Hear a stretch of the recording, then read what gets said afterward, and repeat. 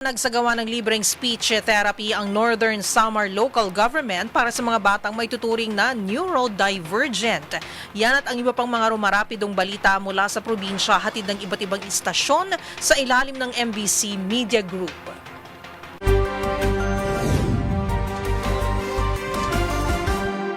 Kasalukuyan na ginagawa ngayong araw dito sa lalawigan ng Northern Samar ang occupational speech therapy. Dumating kahapon na 14 na therapist mula sa Techniques.Works Therapy Center at ang Care Learning Center bilang paghahanda sa nasabing aktibidad.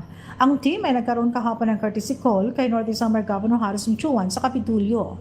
Napag-alaman na Cebu ang pinakamalapit na lugar na nag-o-offer ng ganitong serbisyo at ang pinakamurang halaga ng bawat sesyon ay pumapatak sa 4,000. Isang pagpapasalamat naman ang ipinahayag ni Governor Harrison Chuan dahil marami ang mga magulang at tagapangalaga na piniling ipa-assess ang kanilang mga kabataan para sumailalim sa interbensyon at libre ang nasabing serbisyo. Inaasahan naman ang pagdalo ngayong araw sa nasabing session therapy ang mga magulang, guro, child development workers, youth leaders at mga advocates. Makakatulong ang aktibidad upang mas maintindihan pa ang mga hamon na kinakaharap ng mga neurodivergent children at mga therapy interventions at estratehiya na makakatulong sa mga bata.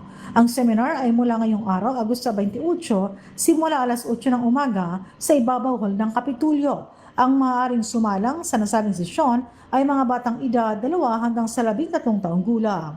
Ang nasabing speech therapy medical mission magtatapos sa Agosto 30. Mula sa MBC TV Network News, RH34 Jane Galit Bantayan ng DZRH. Una sa Pilipinas, una sa Pilipino.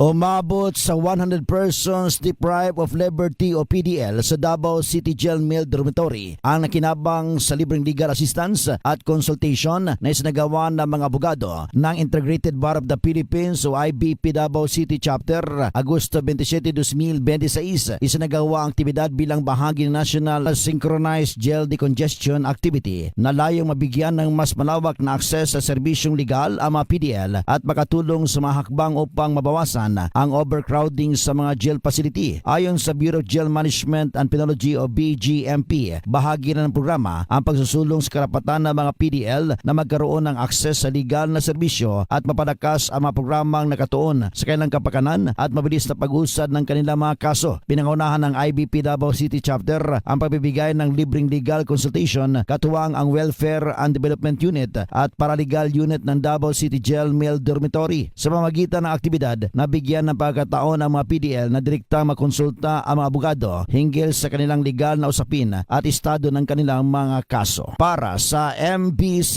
TV Network News, ito si June Suter sa DZRH. Una sa Pilipinas, una sa Pilipino. Naaresto ng tropa ng Infanta Police ang kanilang top foremost wanted person alas 3:10 ng hapon sa may boundary ng Infanta at Santa Cruz Zambales kahapon ng hapon na isang 41 anyos na lalaking mangingisda na residente ng Infanta Pangasinan. Batay sa ulat ni Infanta OIC Chief of Police Captain Philip Bili, joint operation ang kanilang tropa at Santa Cruz Zambales PNP, katuwang ang Regional Mobile Force Battalion 1 ng 105th Company ang pagkadakip sa akusado sa bisya ng warrant of arrest na pinalabas ng Regional Trial Court Burgos Pangasinan sa kasong act of lasciviousness 2 counts na pinagkaluban ito ng piyansa ng 180,000 pesos each count para sa kanyang pansamantalang kalayaan. Sa ngayon ay nasa kustodiya ng Infanta Police Station ang akusado para sa kaukulang disposisyon.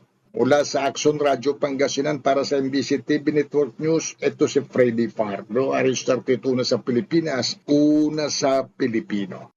Pinagtibay ng PNP Camp Roberto Cangloyong Palolete ang koordinasyon nito sa iba't ibang ahensya ng pamahalaan para sa kapayapaan, seguridad at kaayusan sa Eastern Visayas. Ito ay kasunod ng courtesy visit ng mga kinatawan ng Department of Agrarian Reform DAR, Department of the Interior Local Government DILG at Department of National Defense DND kay Police Regional Director Brigadier General Jisung Kapoy. Sa naturang pagpupulong tinalakay ng mga opisyal ang mga usaping may kaugnayan sa peace and security, public safety at good governance sa reyon. Layunin din ng courtesy visit mapalakas ang ugnayan at pagtutulungan ng mga ahensya ng gobyerno upang mas maging maagap at may koordinasyon ang pagtugon sa mga nangangailangan na at problema pangailangan at mga problema ng komunidad sa Eastern Visayas. Ayon kay General Capoy, mahalagang matibay na interagency partnership para sa mas epektibo at nagkakaisang serbisyo publiko.